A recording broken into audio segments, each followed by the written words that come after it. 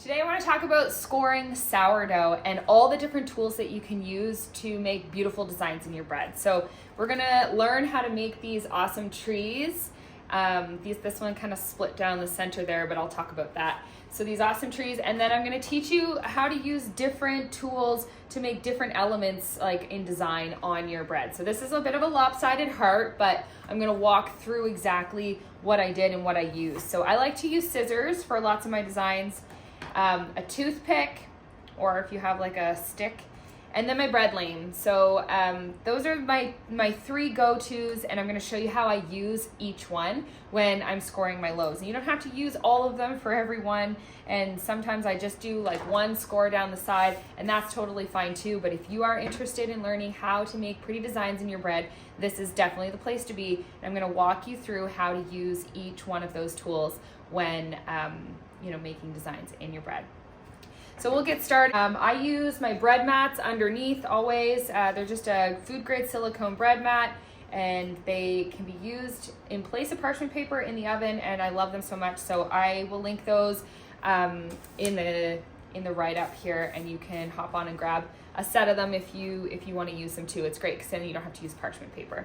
All right, so let's get started. I'm going to show you how to make these designs and how they bake up in the oven. This loaf has been in the fridge all night, proofing. So you should be able to kind of press in, and it should come back up very slowly, almost like memory foam when it's proofed.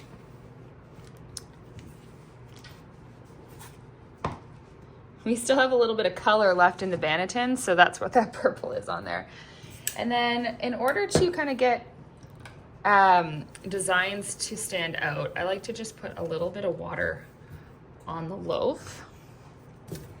And I have a little, this is actually for tea balls, loose tea. I don't really drink loose tea. So I use it for flour, and you can just kind of dust along the top of your loaf.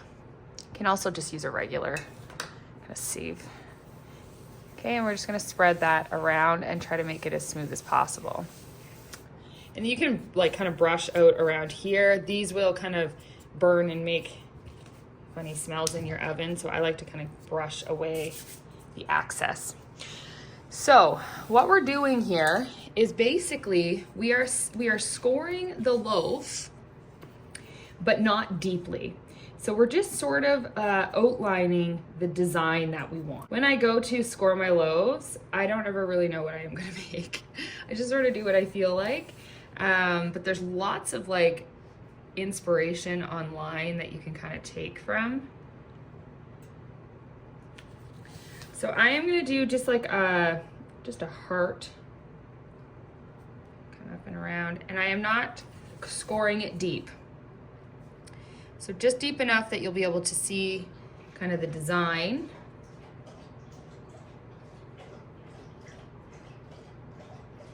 And this is kind of my next trick for scoring. Obviously, I am not the best. It's not gonna be a very even heart, but you get the idea. So we're gonna come on the inside, and I'm just gonna do another shallow score in there. So the trick with the fridge is the dough is quite firm right now. So it makes it easier for me to come through and score it. Again, I'm not the most artistic when it comes to this, so I'm just giving you kind of more a tutorial. So we're just gonna do 3 because I wanna show you some different elements of like what you can do with your scoring. But you'll see that my dough is not really flattening out as I'm going through. My heart is getting more misshaped as I go through, but my dough is not flattening out. So we'll come in the middle. We'll just do a few.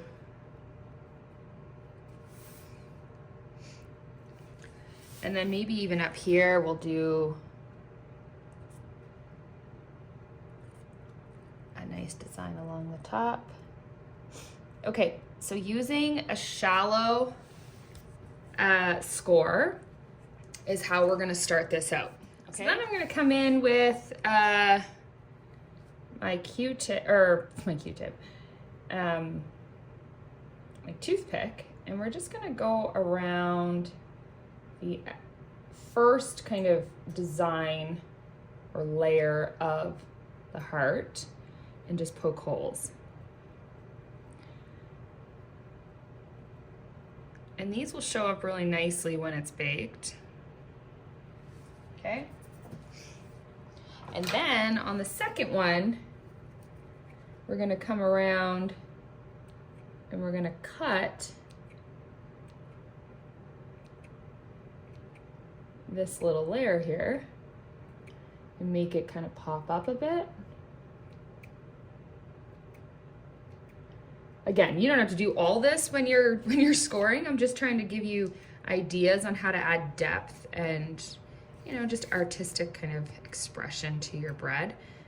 It's so fun when you gift loaves like this to people and they just have such an appreciation for it.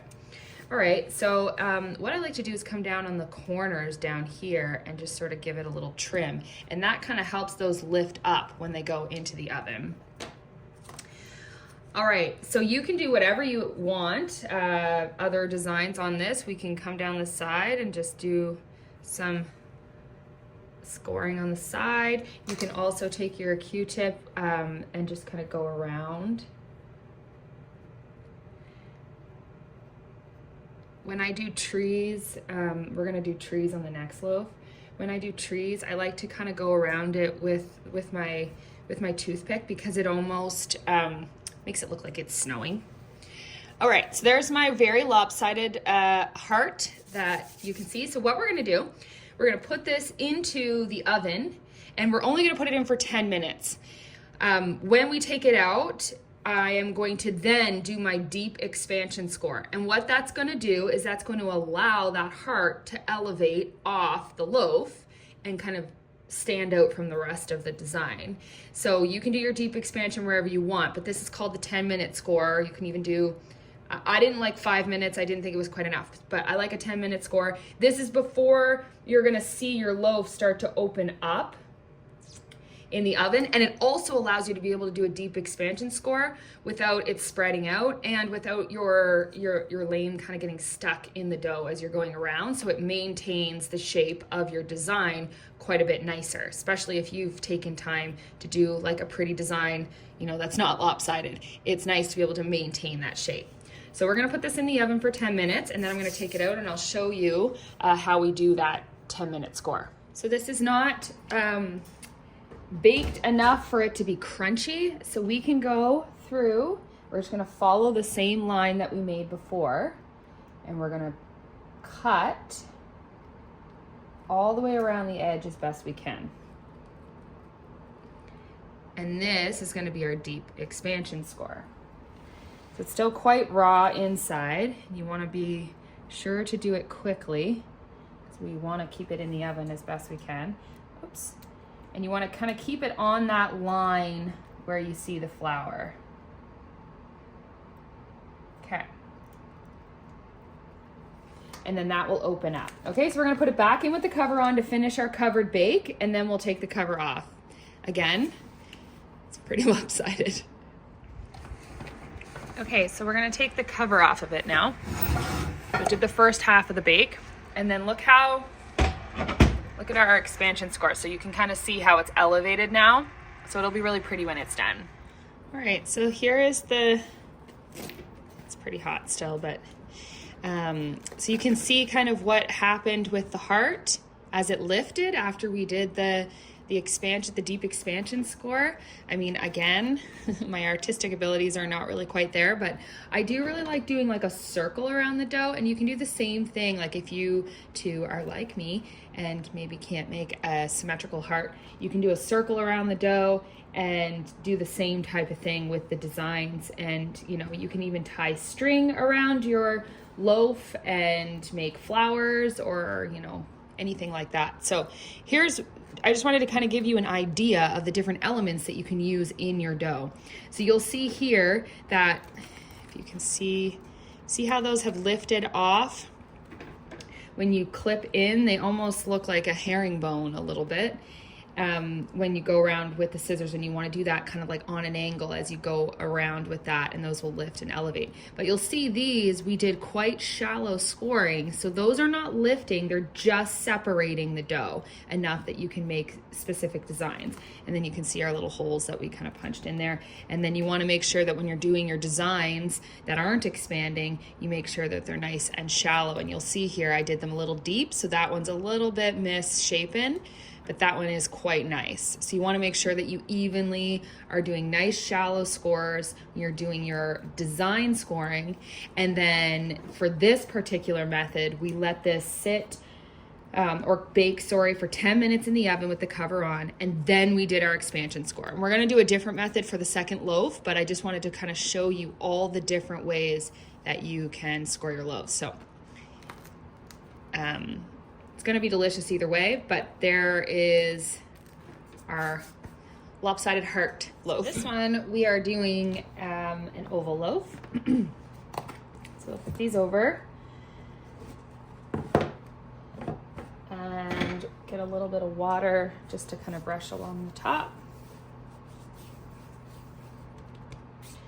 And our flour.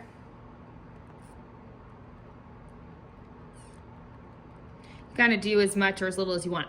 Brown rice flour works really nicely for the top of loaves, and it is gluten-free. So after you've kind of like spent time fermenting your loaves, sometimes it's nice to not add more gluten to it, so you can use a brown rice flour. Okay. And then I just kind of use a brush here just to get that out from around the loaf. So we're gonna do a different design this time. We're not going to be doing the expansion score 5 minutes in. We're gonna do it right now because I wanna show you a different way that you can use your scissors when you're scoring your loaves. So I'm actually going to be making trees. So essentially what you're doing is you're kind of coming in and making like a big M or a W. So we're just gonna kind of come in nice and shallow to start. Okay, and then we'll come in and do it nice and deep. So we'll come down, and I'll show you what to do on those corners to make them really pop, just like we did on the last one. This is a fun way to make trees, and I love doing this one at Christmas time, most specifically because they look like Christmas trees. Okay, so we're gonna come in and we're gonna actually trim those corners, and that's gonna lift them up off the loaf. Okay, and now we're gonna do our kind of like evergreens. So we're gonna come to the top here, and we're just gonna do really shallow, and you can kind of mismatch, do some shallow and some deep.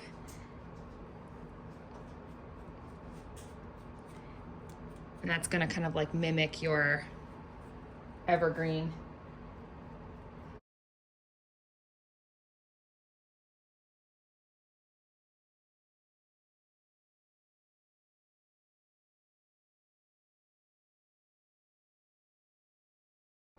Okay, oh, missed a side. Okay, so now that we have all those shallow scores, we're gonna go around and make our edges of our evergreens. So we're just going to trim upward towards the top. And it's gonna kind of lift the edges off like a tree.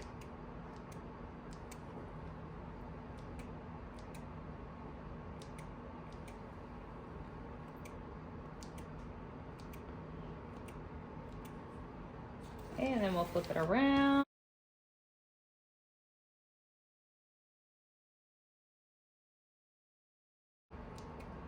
So I actually went to the store and just bought like cheap hair scissors. I find them to be really nice and sharp, but you know, you can use whatever scissors you want. All right, so we don't actually need to take this back out of the oven because we already did our deep expansion score. So that's gonna kind of open up. Those trees are gonna lift up. Make sure that those tops are nice and trimmed so that when it kind of pops, it's gonna open up in your zigzag. Okay, so we'll get that right in the oven and we'll let it cook through the whole time. So here's the end result of our trees.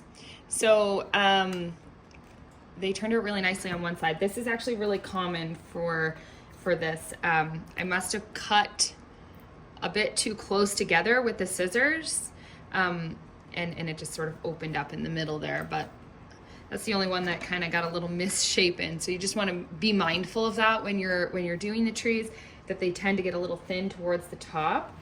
So you see this one I left thicker, but there's lots of space. But if you're not staggering your cutting, sometimes you can clip right through and then it will kind of open up. But that is, it opened up nicely. The expansion scores, you know, they worked really well and what have you. So those are your trees. And that is our heart with some different elements of scoring that you can kind of play around with. And yeah, they're gonna be beautiful inside.